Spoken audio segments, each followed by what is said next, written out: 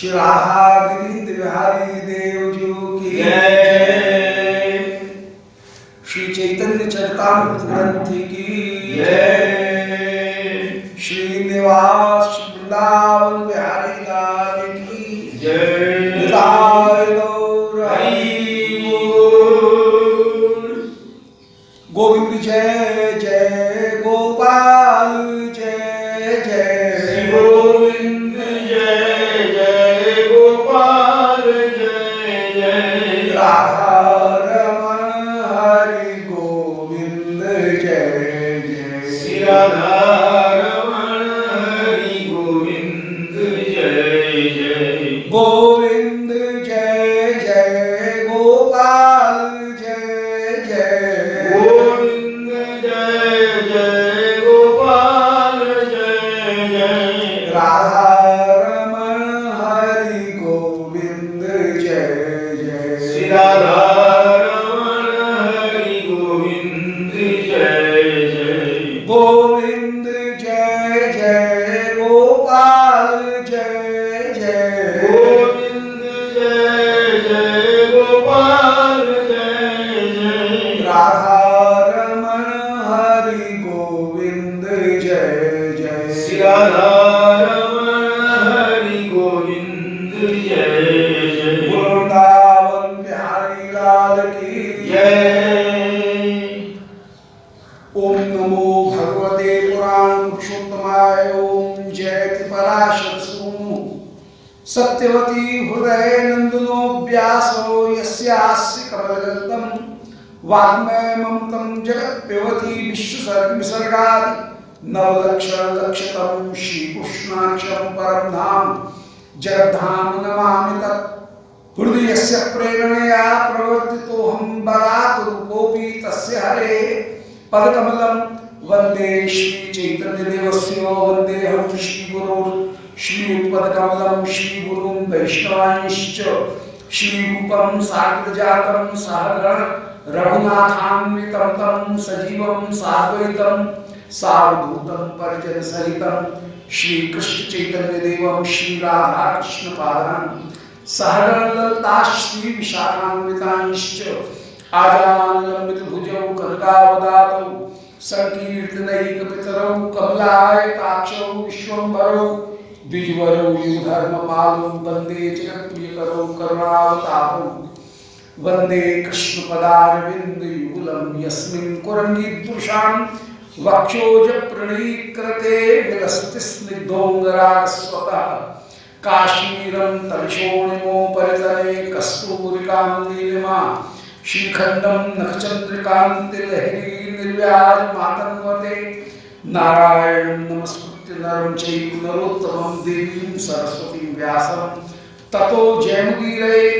नारायणाय नमः नरोत्तमाय नमः दिव्यै सरस्वत्यै नमः व्यासाय नमः नमो धर्माय महते नमः कृष्णाय वेदसे ब्राह्मणेभ्यो नमस्कृत्य धर्मान् वक्षे सनातनान् वाञ्छाकल्पतरुभ्यश्च कृपा सिन्धुभ्यैव च पतितानां पावनेभ्यो वैष्णवेभ्यो नमो नमः। हे श्री सनातन प्रभो करुणाम्बुराशे हे रूप दुर्गत जनैक दयावलोक हे भक्ति युग्म सुमते रघुनाथ दासो श्री जीव में कुरुतु मते दयांतरा बोल वृंदावन बिहारी लाल की जय।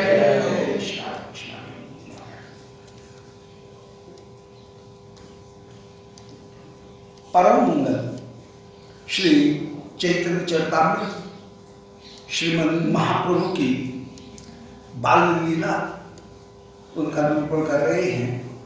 महाप्रभु कुछ बड़े हुए पौगण्य अवस्था आपंचमात्म कौमारम पौगण्यम दशमावधि 5 वर्ष तक की जो अवस्था है वो कुमार अवस्था कहलाती है। पौगण्यम दशमावधि 5 से 10 वर्ष तक की जो अवस्था है वो पौगण्य कहलाती है। इसके बाद में आशोषात्म कैशोर 16 वर्ष तक की जो अवस्था है वो कैशोर अवस्था है। और यौवनम ततः परम, इसके बाद में यौवन अवस्था है। श्री महाप्रभु की अवैध संधि की जो अवस्था है कुमार और पौगंडी, ये दोनों मिल गई हैं। श्री बल्लभाचार्य, उनकी परम सुंदरी कन्या श्री लक्ष्मी प्रिया, वे गंगा जी में स्नान करने के लिए और देवता पूजन करने के लिए पधारी और श्रीमद महाप्रभु उनके आगे आकर के विराजमान हो गए बल्लभारी। और श्री लक्ष्मी प्रिया से कह रही हैं कि मैं ही ईश्वर हूं, मेरी पूजा करो, मैं महेश्वर हूं, हमारी पूजा करोगे तुमको अभिषिक्त वर मिलेगा। और जैसे आपने श्री ब्रज गोपिकागणों को, धन्यादि कन्यागणों को वरदान दिया, ऐसे ही यहाँ पर श्री लक्ष्मी प्रिया जी को भी वरदान दे रहे हैं और कह रहे हैं संकल्पो विदिता साध्वा भवती नाम मदर्चनम। तुमने जो अर्चना की है, मेरी पूजा का जो संकल्प किया है, इसको मैंने जान लिया है। मया मोदितो सुसव, तुमने जो संकल्प लिया उस संकल्प का मैं अनुमोदन कर रहा हूं। सत्यो भवत मर्हति, वो सत्य होगा। ऐसे श्री प्रिया जी को आपने धैर्य प्रदान किया, आशीर्वाद प्रदान किया है और एक मत लीला करी दोहे केला घर। इस प्रकार परस्पर प्रीति को प्रकट करते हुए और स्वीकृति को ग्रहण करते हुए दो बेला घर, दोनों जने अपने अपने घर में पधारे। श्री लक्ष्मी प्रिया जी अपने भवन में पधारे, श्री महाप्रभु अपने घर में पधारे। गंभीर चैतन्य लीला के बूझे पर, श्री गौ चैतन्य लीला बड़ी गंभीर है, कौन बूझे? चैतन्य लीला गंभीर और श्री नित्यानंद लीला अति गंभीर, नित्यानंद और भी गंभीर। श्री महाप्रभु की लीला और भी, ये निताई और दोनों की लीला परम परम गंभीर है। चैतन्य लीला गंभीर और वो अति गंभीर, उसके तत्व को समझना बहुत ही कठिन। नित्यानंद लीला चैतन्य चापल देख, श्री चपलता में दोनों ही हैं, पर नित्यानंद प्रभु तो और भी ज्यादा चपल होकर के विराजमान, और इनकी चपलता थोड़ी शांत हो जाए, उनकी चपलता तो आगे तक रहे। नित्यानंद प्रभु के चैतन्य चापल देख, प्रेमे सर्वजन, शची जगन्नाथ देख देन उलाहना। अब श्री महाप्रभु की उस चपलता को देख करके प्रेम से जितने भी जन हैं, वे श्री शची जगन्नाथ इनके पास में उल्हाना देने के लिए आए। जैसे ब्रजलीला में सारी गोपिकागण उल्हाना देने के लिए पधारे, ऐसे यहाँ पर भी श्री महाप्रभु की लीला में भी नदियावासी जितने भी जन, वे सब उल्हाना देने के लिए शची जगन्नाथ इनके घर में आए कि देखो आज निमाई ने हमारे घर से ये संदेश खा लिया, ये मिठाई खा गया, ये ऊधम करके आया है, आज इसने इस बालक को पीटा। कन्या कह रही है हमारे वस्तु को हरण करके ले गया, फिर जैसे तैसे हमको दिए, हम जब इसे घेरे तो ये भाग जाए। ऐसे सब लोग श्री महाप्रभु की शिकायत करते हुए भी विराजमान हो, उल्हाना लीला दे रहे हैं, परंतु प्रेम सर्वजन, ये उल्हाना प्रेम में है, ये शिकायत नहीं है बल्कि प्रेम में उल्हाना दे रहे हैं। श्री चैतन्य की अपूर्व चपलता विराजमान है। जब आस पड़ोस से भी ऊधम की शिकायत आने लगी, उल्हाना आने लगा, एक दिन शची देवी पुत्रे भर्सिया, शची देवी ने अपने पुत्र की बहुत भर्सना की कि तू बालकों के साथ में बहुत ऊधम करता है। संध्या के समय भी गंगा जी चला जाए, गंगा जी जाकर के वहां पर जो स्नान करके व्यक्ति बैठे हुए हैं उनके ऊपर जल के छींटा मारे, किसी के ऊपर कुल्ला कर दे, किसी के बालकों को पीटे। कोई संध्या पूजन कर रहा हो उसकी संध्या वंदन इन दोनों क्रियाओं को तो कहीं खंडित करे, बाधा डाले। संध्या में सूर्य का पूजन भी है, मंत्र जप भी है, और वंदन में देवता ऋषि पितृ इन सबकी वंदना भी है। दो अलग अलग क्रियाएं, संध्या वंदन, ये दो अलग अलग क्रियाएं पर दोनों मिलाकर के की जाती है। तो संध्या वंदन इनमें बाधा डालता है।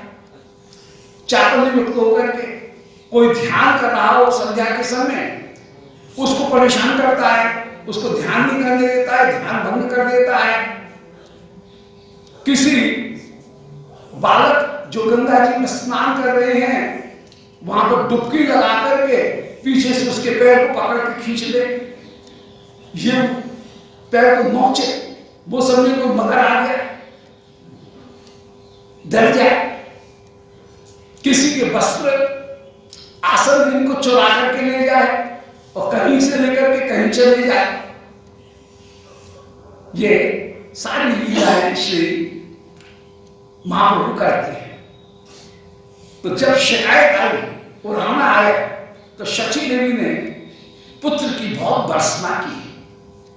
असंकोच बुद्धि है और पुत्र की भर्त्सना, क्योंकि पुत्र को पिता के द्वारा ही अनुशासित किया जाता है, ये शास्त्र का नियम है।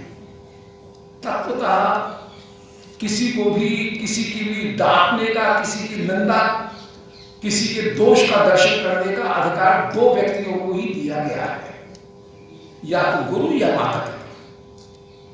इसके बाद में किसी के अन्य के दोषों को देखना ही नहीं चाहिए। ये दोष को देखता है तो दोष अपने ऊपर ही लगता है। शास्त्र में दो व्यक्ति को ही अधिकृत किया गया, एक तो माता पिता और एक गुरु। वही दोष का दर्शन करेंगे, वे ही दंड देंगे। सामान्यतः हर जगह दोष देखना ये उचित नहीं है, ये अपने मन को ही मैला करना है। तो श्री शची देवी पुत्र की बहुत भर्त्सना करके धरवारे गेला, पुत्र गेला पलायना, पुत्र को पकड़ने के लिए जैसी दौड़ी, आपको मां के हाथ में नहीं आए और पुत्र गेला पलायना, भाग करके दूर चले गए। उच्छिष्ट बढ़ते त्यक्त हांडी ऊपर बशिया आचेन सुखे प्रभु विश्वम्भर। और जहां पर छुई हुई जूठन हांडी रखी हुई है, रसोई की भी वे हानियां जो कि छू गई हैं, जिनको बाहर निकाल दिया गया है, वे हांडी रखी गई हैं। उन उच्छिष्ट गर्त में जहां घूरा जूठन डाली जाए, ऐसी हांडी के ऊपर, जली हुई हांडी के ऊपर श्रीमद् महाप्रभु बैठ गए हैं। और बशिया आचेन सुखे प्रभु विश्वम्भर, और वहां पर हटी नहीं रहे हैं। मां करे निकल, वहां नहीं छूना मत हमें, तू छी गया है। शची आस कहे केने अशुचि छुईला, हाय हाय, अपवित्र इन हानियों को तूने छू लिया, अशुचि अपवित्र वस्तुओं को छू लिया है। चलो गंगा स्नान कर जाए, अपवित्र होगा। तुम छी गए हो, गंगा स्नान करके आओ, अपवित्र हो गए हो। ये सुनकर के श्री महाप्रभु माता के कही ब्रह्म ज्ञान, मां को ब्रह्म ज्ञान दे रहे हैं। और ब्रह्म ज्ञान देकर के विस्मिता होइला माता कराइला गंगा स्नान। मां एकदम विस्मित हो रही है, परंतु मां ने आग्रह करके महाप्रभु को गंगा स्नान कराया है। इसमें जो संदर्भ है वो ये है कि श्री महाप्रभु के बड़े भाई श्री विश्वम्भर वे पढ़ने में बहुत होशियार और शास्त्र का खूब उन्होंने ज्ञान प्राप्त किया। महाप्रभु श्री जगन्नाथ मिश्र के मन में एक भय है कि यदि निमाई में पढ़ गया तो पढ़ने पर, शास्त्र ज्ञान होने पर कहीं ये संसार से विरक्त होकर के चला नहीं जाए, अत्यंत इसलिए श्रीमद् महाप्रभु की पढ़ाई उसको रोकती है। मां डांट रही है, बुलबुल करता है दिन भर और पढ़ते लिखते नहीं हो। बोले पिता मुझे पढ़ने नहीं देते हैं, पिता ने मना कर दिया। जितने गांव के लोग हैं, विद्यालय के अध्यापक भी विचार कर रहे हैं, वो निमाई पढ़ने क्यों नहीं आ रहा है, परंतु श्री जगन्नाथ मिश्र ने कहा कि नहीं, मैं पुत्र को नहीं पढ़ाऊंगा। घर में रहे, घर में जो भी है जैसे भी हो, मैं इनको कोई कमी नहीं होने दूंगा, परंतु घर में रहे, पढ़ाऊंगा नहीं, तो पढ़ने के बाद में कहीं ग्रह त्याग करके ये नहीं चले जाए। पर उसमें अत्यंत बात ये वही वाली बात हुई, नीति जैसे कहती है कि माता शत्रु पिता बैरी, ये बालों में पाठेता है। वो माता पिता बैरी शत्रु ही हो जाएंगे यदि बालक को भी पढ़ाए नहीं। पर यहाँ पर उल्टी बात हो रही है, वात्सल्य इतना ज्यादा हो गया है कि वात्सल्य के कारण नहीं पढ़ा रहे हैं। और श्री महाप्रभु ये चाहते नहीं है, महाप्रभु पढ़ने में बड़े होशियार, पर पिता ने इनको केवल ये विचार करके कि दिन भर पढ़ने में लगा रहता है, अरे ये तो कहीं विरक्त नहीं हो जाए, बाबा जी नहीं हो जाए, ये विचार करके पढ़ने में बड़े होशियार। और जब पढ़ने बैठे तो बस पढ़ने में ही लग गए एकदम, और दिन भर पढ़े रहे पुस्तक लेकर के। तो पिता को बड़ा दुख हुआ कि कहीं ये तो हाथ से निकल जाएगा, घर से निकल जाएगा। इसलिए जैसे विश्वम्भर, ये विश्वम्भर भी कहीं विष्णु की तरह से चला नहीं जाए, इसलिए श्री जगन्नाथ मिश्र ने महाप्रभु की विद्या अध्ययन को बंद कर दिया, तो पढ़ने में बड़ा ध्यान था। श्री महाप्रभु बड़े दुखी हो रहे हैं। विद्या पढ़ने के लिए ही श्रीमद् महाप्रभु ने ये रीति रची है, ये लीला रची है कि मां जिस समय डांटने के लिए बैठी, जब पढ़ाई बंद हो गई तो बालक कहीं कहीं मनोविज्ञान के हिसाब से ऊधम करेगा ही, तो ऊधम कर रहे हैं तो शिकायत आने लगी। तो महाप्रभु ने लीला रची, और मां जब कह रही हैं कि हाय हाय सची आशी कहे के ना अशुचि छुई ना, कि तूने अपवित्र हाड़ी को छू लिया जो कि जमादार के छूने की हैं, उन हाड़ियों को छू लिया, ये उचित नहीं किया, चल स्नान करके गंगा जी में आओ। महाप्रभु उत्तर में कह रहे हैं, बोल मां मैं तो अनपढ़ हूं, और जो अनपढ़ है वो तो क्या पवित्र क्या अपवित्र इन दोनों वस्तुओं को जानता नहीं है। पवित्र अपवित्र का मुझे ज्ञान कहां से होगा। पहले तो ये कहा, और फिर तत्व ये ज्ञान के वचन कर रहे हैं कि सर्वम खलुइदं ब्रह्म, मां सर्वत्र ब्रह्म ही विद्यमान है, सब वस्तु ब्रह्म में ही विराजमान है। उपाधि वह ब्रह्म को अभिव्यक्त करने का एक माध्यम मात्र है, इसलिए उपाधि की दृष्टि से पवित्र अपवित्र हो, जो निस्त्रैगुण्ये पथ विचरता को विधि को निषेधा, जो उपाधि का विचार नहीं कर रहे हैं, त्रिगुणों से अतीत जो आश्रय पदार्थ ब्रह्म का विचार कर रहे हैं, उन वे तो विधि निषेध से परे हो जाते हैं। इसलिए मेरे लिए ये नित्य नैमित्तिक प्रायश्चित और परिसंख्या, ये चारों विधियां मेरे पास में नहीं हैं। 4 प्रकार की विधि होती हैं। विधि माने ऐसा करो। नित्य का तात्पर्य है कि जिनको करने में, जिन कार्यों को करने में सामने कोई लाभ नहीं दिखे, लाभ तो उनका कुछ भी कुछ होगा, परंतु सामने कोई लाभ नहीं दिखे, परंतु न किया जाए तो प्रत्यवाय की प्राप्ति हो जाए, पाप की प्राप्ति हो जाए। जैसे संध्या वंदन कर रहे हैं, प्रत्यक्ष में कोई लाभ नहीं दिख रहा है, परंतु परोक्ष में तो लाभ है ही है, परंतु यदि संध्या कोई नहीं करे तो उसे प्रत्यवाय की प्राप्ति हो जाएगी, उसे कहीं आपत्ति की पाप लग जाएगा, प्रायश्चित लग जाएगा। तो पहली विधि हुई, उसका नाम है नित्य विधि। अब दूसरी विधि है, दूसरी विधि को कहते हैं नैमित्तिक विधि। नैमित्तिक विधि उसे कहेंगे जहां पर के विशेष अवसर आने पर जो कार्य बताए गए हैं उनको किया जाए। जैसे ग्रहण के अवसर पर स्नान करना, दान देना, ये नैमित्तिक विधि है। ये नैमित्तिक विधि कहलाएगी। अथवा बालक यदि 2.5 वर्ष का हो गया है, 2 वर्ष का हो गया है, तो उसको अन्न खिलाया जाए। 2 वर्ष के बाद में दूध जैसे छोड़ रहा है तो अन्नप्राशन उसका किया जाए। 5 वर्ष का हो रहा है, उसका अक्षर ज्ञान किया जाए, पट्टी पूजा की जाए। तो जहां विशेष काल आने पर कोई कार्य किया जाए उसका नाम है नैमित्तिक। अब तीसरी विधि जो है, वो तीसरी विधि है परिसंख्या।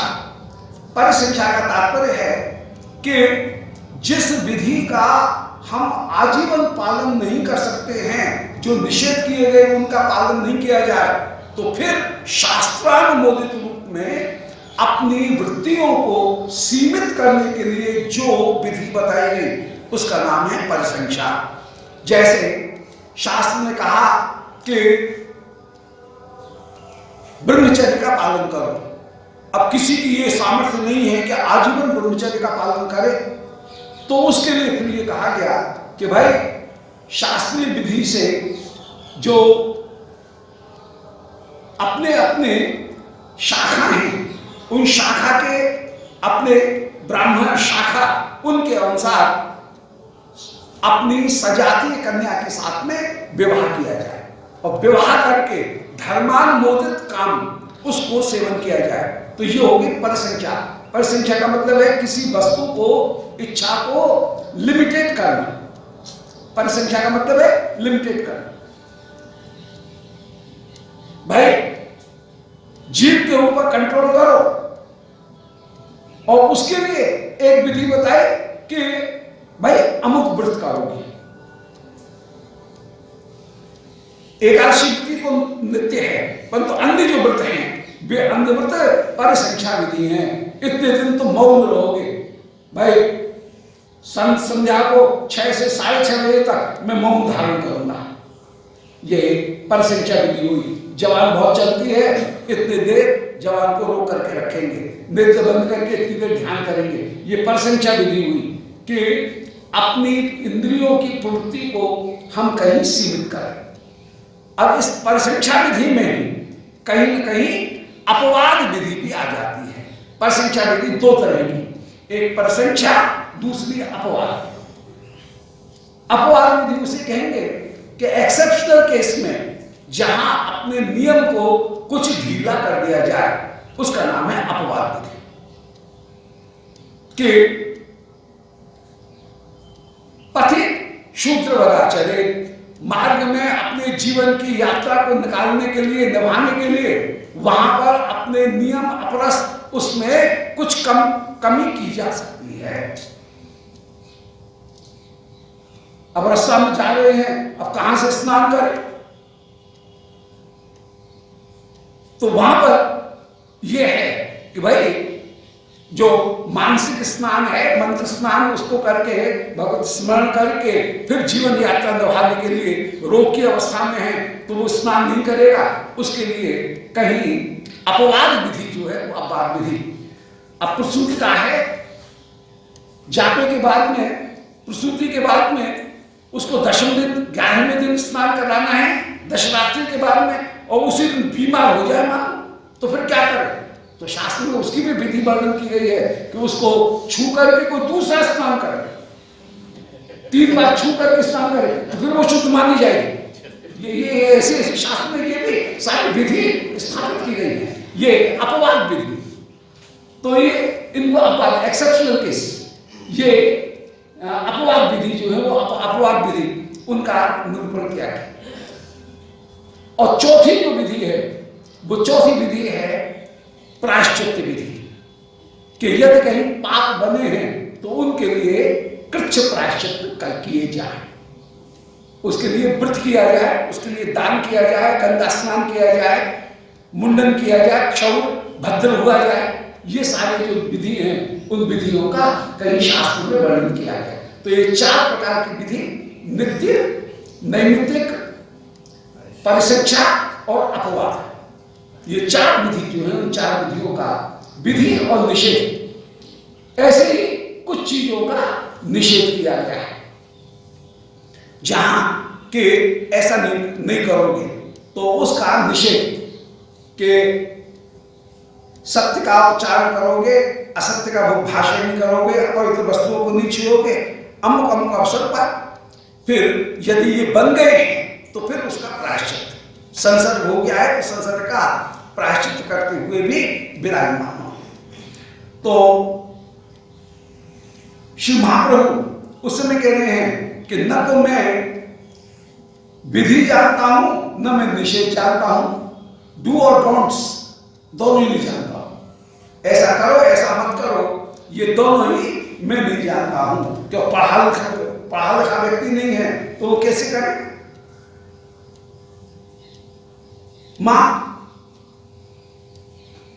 मैं यहां से तब तक नहीं उठूंगा इस घूरे पे से, इन जली हुई छुई हुई हड़ियाओं से तब तक इनके ऊपर ही बैठा रहूंगा, इनसे तब तक नहीं उठूंगा जब तक कि तुम मुझे पढ़ने की अनुमति प्रदान नहीं करोगी और उसमें मेरी सहायता नहीं करोगी। मैं पढ़ना चाहता हूं। मां अंत में हार गई, बोले अच्छी बात है बेटा, मैं तुझे नहीं रोकूंगी, वचन देती। बोले पक्की बात? बोले हाँ बिल्कुल पक्की बात। तब महाप्रभु उठ करके गए, महाप्रभु को गंगा स्नान करा करके मां फिर लेकर के स्नान करा करके फिर लेकर के आए। सारे गांव वाले इकट्ठे हो रहे हैं और सब श्री जगन्नाथ मिश्र की भी भर्त्सना कर रहे हैं। बोले कैसे पिता हो, जगत तो अपने बालकों को पढ़ाने के लिए मार पीट पीट करके बालक को पढ़ाता है, बालक पढ़ता नहीं है, और तुम्हारा बालक पढ़ना चाहता है और तुम उसको पढ़ाई से दूर कर रहे हो। हमने तो ऐसा पिता नहीं देखा, क्यों उसके बैरी बन रहे हो? ऐसे अन्य लोग भी श्री जगन्नाथ मिश्र से को उलाहना दे रहे हैं, पर श्री जगन्नाथ मिश्र सबकी बात सुन ले, किसी से तर्क नहीं करें। बोले हाँ। शची मां एक दिन जगन्नाथ से बोली, आर्यपुत्र से, अपने पति से, कि बालक पढ़ना चाहता है, आप क्यों उसको नहीं पढ़ने देते हैं?